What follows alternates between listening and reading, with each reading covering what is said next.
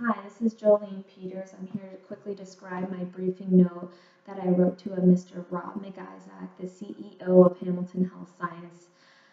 My topic is how to implement continuous quality improvement with the driver methodology to decrease the budget by 5% in the following departments of anesthesia, medicine, surgery, obstetric and gynecology, psychiatry, and pediatrics while improving patient-client satisfaction scores by 10%. Problems that have, the reason why I'm writing this briefing note to Mr. Rob McIsaac is because of the following problems.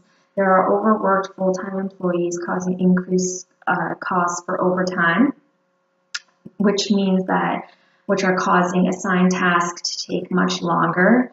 Administrative staff are being detained in one department, and part-time staff are being underutilized. Therefore, useful skills are being wasted. Part-time staff are being kept in their own department, such as full-time staff, and instead of cross-training everybody, certain employees are working hard, or not harder, more than others, when there are other employees that are working extremely less than others, are not being used, which can then compensate for the overworked full-time employees and the underworked part-time employees. Because of these overworked employees, there's been an increase in mistakes, and dissatisfied patients have been coming through these departments, and it's creating a problem. So the current situation is that we have department managers are maintaining quality assurance through benchmarking and staying within their proposed benchmark. Despite maintaining quality assurance, overworked full-time employees are causing administrative errors, delay, poor interaction with patients, and lowered morale in the workplace. So a little bit of key considerations are that each department manager has a 1.75% budget to allow for overtime. This is on an annual basis. This is only if they need it. In the departments of surgery, medicine, obs and gyn, and pediatrics, overtime costs have ranged from 1.5% to 1.7% annually. The departments of anesthesia and psychiatry have 2 part-time employees in each department. Each part-time employee works a minimum of 2 shifts per week. Each of these part-time employees are fully skilled administrative personnel in their respective departments, which means, like I said earlier, we have underworked employees and overworked employees. We have 2 employees in each department of anesthesia and psychiatry that are fully capable to help in these other departments, but the managers are deciding to keep them in one department because their benchmarks are where they need to be, so there's no need to improve in quality. The assurance is there. They're getting what they need. They're getting what they want. So my recommendation would be to mandate a training seminar amongst all the managers so they can learn the concepts of lean thinking and Six Sigma. Lean thinking and Six Sigma and costs of quality are the framework behind the driver approach, or methodology, sorry. Driver means define, review, investigate, verify, execute, and reinforce. We will use this driver methodology to improve department processes. The rationale behind this is that by implementing driver approach, the department managers can define what is important to the patient and the employees. By doing so, they'll conduct patient-employee surveys. After the surveys have completed, they'll review the data that has been reported. Once they've reviewed the data, they can then go and investigate why the patients have become dissatisfied with the administrative staff in the departments. Why are only the full-time employees overworked? Why is overtime being approved if there are full-time employees that can take the extra workload? Why are fully skilled part-time employees not fully trained? These are questions that we would ask so we can get rid of waste and defects. We would then verify by using check sheets to gather more facts as to why these problems are occurring.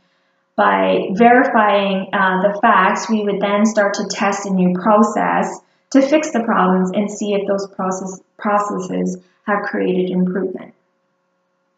Such new processes may include, but are not limited to, eliminating benchmarks in each department. I feel that because each department has a benchmark of that, 1.75% of allowed overtime, and then not exceeding that, they're okay with where they are. They feel like they don't need to go any further. They're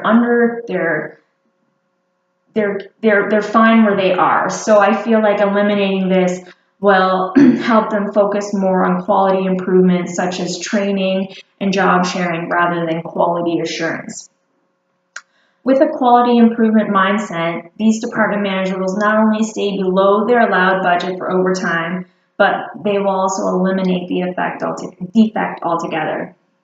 This could potentially be a 7% decrease in their budget. That is how I would decrease the budget by more than 5%. By decreasing the workload of the full-time employees and cross-training part-time employees to work in other departments, we could also eliminate waste and improve morale amongst the patients and the employees. By doing so, certain processes will take less time and there will be more fully trained and skilled staff to help patient needs. I feel this could be that 10% increase in patient satisfaction. If these processes work and the patients and employees alike begin to see improvements, the department managers would then begin to execute the process fully. So now that all our checks have been put in place, our facts checked, our problems solved, we can then, our process tested, we can then go forth and put our process into full go mode. It's ready to go. So once these processes have been fully executed, the department manager can observe and learn as these processes begin to continue to be reinforced. So it's just a cycle. So from beginning to end, keep learning, keep going, no stopping, no benchmarks, no cap. We just keep a revolving cycle and we'll keep improving. That's why it's called continuous quality improvement. So ways that I would implement this would be by implementing a complementary change curve. I work in an administrative field. I know that most administrative personnel are very keen on doing the things they do all the time. I'm not myself not big on change and how I do things. So I would like to use the complementary curve change to implement this approach, because in this approach, when the employees do the service, they will become pre-aware of what's going on. So if this was me and I knew what was going on, I would feel a little bit more comfortable with what's happening. And then by completing this survey, they then know that something's about to happen. So they ask themselves, oh, how is this going to affect me? What's going to happen? So they would start to think, how will it affect the full-time employees? How will it affect the part-time employees? So once they've had time to think and be more self-aware of these changes that are happening, they can begin to start the acceptance process. Once they begin to accept, they can then start to test the new processes that the managers have put in place. So once they begin testing, providing feedback, so on and so forth, they can then start to accept what's going on, and everything is fully executed. The employees are then accepting of the changes and everything is ready to go. So I think by implementing the driver approach and using the the change curve implementation process, the complementary, to eliminate resistance, I think that this whole plan can come together and we can improve quality and hopefully it's continuous. Okay, great. Thank you so much, and I look forward to reading and commenting on everybody else's notes. Thank you. Bye.